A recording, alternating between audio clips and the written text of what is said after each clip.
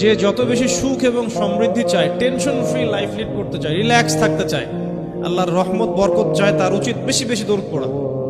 কমপক্ষে দিনে 20 বার, সকালে 10 বার, সন্ধ্যায় 10 বার। এতে করে নবী সাল্লাল্লাহু আলাইহি ওয়াসাল্লামের সুপারিশ সে পাবে ইনশাআল্লাহ।